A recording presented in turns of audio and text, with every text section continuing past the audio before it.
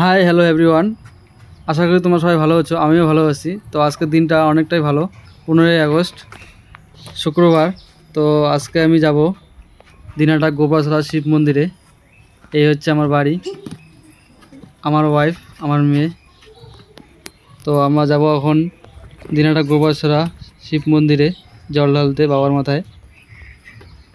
তো বাড়ি থেকে বেরিয়ে পড়লাম।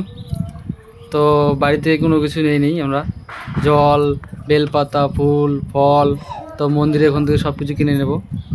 এই হচ্ছে আমার মেয়ে, এই হচ্ছে আমার বাইক। হেলমেট পরিয়ে নিয়েছি। হেলমেটটা পরো। এটা আমাদের বাড়ির রাস্তা। হ্যাঁ। তো মন্দিরে ওখানে গিয়ে সব কিছু কিনে নেব, ফল, বেলপাতা, ফুল, জল। এইদিকে আমার মেয়ে। তো রাস্তায় বেরিয়ে বললাম। তো ভিডিওটা কন্টিনিউ দেখতে থাকো।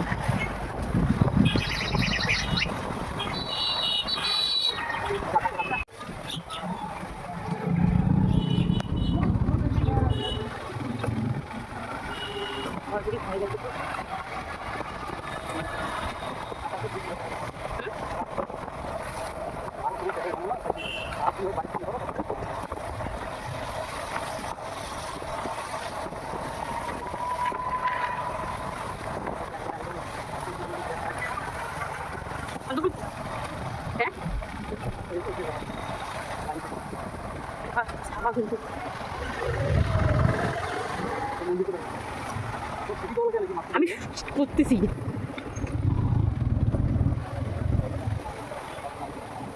কিছু হবে না, তুমি ভালো হবে না।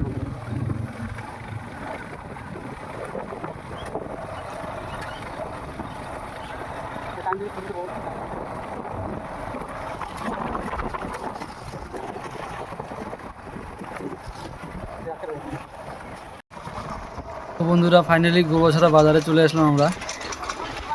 রাস্তা পুরো ফাঁকা, দেখতে পাচ্ছ। এই হচ্ছে গোবছড়া বাজার।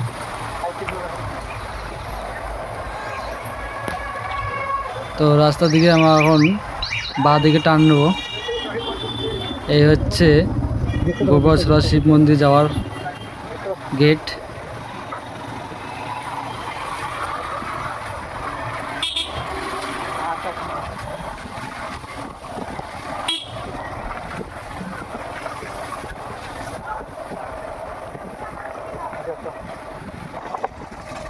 বন্ধুরা, এইখানকার জায়গার ভিউটা দেখো, অনেকটা দারুণ। কি সুন্দর জায়গা দেখো, পাশ দিয়ে নদী, তার পাশে রাস্তা। আকাশটা দেখো কত সুন্দর লাগছে আজকে, পুরো রৌদ্র ঝকঝকে চকচকে সবুজ চারপাশ দিয়ে। তো আমরা এখন গোবছড়ার মন্দিরে যাওয়ার পথের রাস্তায়। এই একটা ব্রিজ পড়বে, এই ব্রিজটা পারাতে হবে। জায়গাটা দেখো কত সুন্দর জায়গা।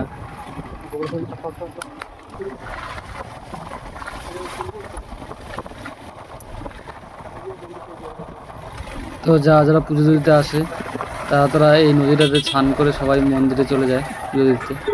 তো আমরা এখন চলে আসলাম নদীর পাশে। তো পুরোটাই ফাঁকা একদম, কোনো লোকজন নেই। তো সোমবার করে সেই ভিড় হয়, লোকজনের ভিড় হয় পুজো দিতে এসে সবাই। তো আজকে পুরোটাই ফাঁকা।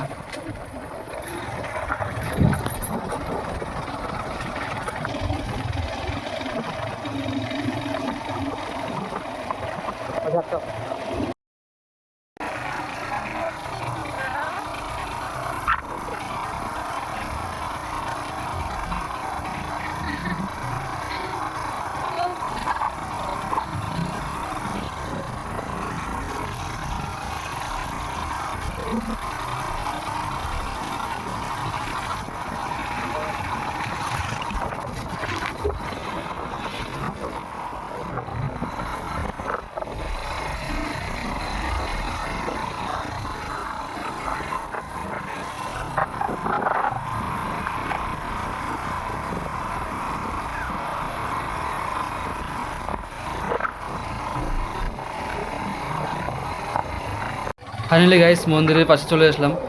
তো দোকানপাট সব খুলে ফেলছে, একদম ফাঁকা মন্দিরের আশপাশ, দোকানপাট একটাও নেই। লোকজনের ভিড়ের সংখ্যা অনেকটাই কম। মন্দিরের সামনে চলে আসলাম। এই হচ্ছে আমার মেয়ে। লোকজন খুবই কম। তো এখানে এসে দেখলাম দোকানপাট একটাও নেই। তো আমি লাইন ঠেলে এগিয়ে যাচ্ছি। তো বাড়ি থেকে কিছু না নিয়ে এসে খুবই ভুল করেছি। তো এখানে এসে কিচ্ছু পাইনি, ফুল, বেলপাতা, জল, দুধ। তো আমি এখন যাচ্ছি বেলপাতা পাড়তে। তো মন্দিরের পাশে একটা বেলের গাছ আছে, বড় বেলের গাছ। তো ওখান থেকে কোটা দিয়ে বেলপাতা পারবো। এই যে বেলপাতা পারলাম, একটি বেলপাতা। তো এখানে শুধু একটু ফুল নিলাম, একটি বেলপাতা ও মন্দিরে ঠাকুরমশাইয়ের কাছ থেকে একটি ঘট নিয়ে নিলাম। ঘট নিয়ে ওখানে কুয়ো থেকে জল তুলে বাবার মাথায় ঢাললাম। তো ফাইনালি গাইস পুরো তো শেষ হয়ে গেলো। এখন আমরা বাড়িতে চলে যাব। তো আমার ভিডিও যাদের যাদের ভালো লাগে লাইক, সাবস্ক্রাইব, কমেন্ট, শেয়ার অবশ্যই করবেন।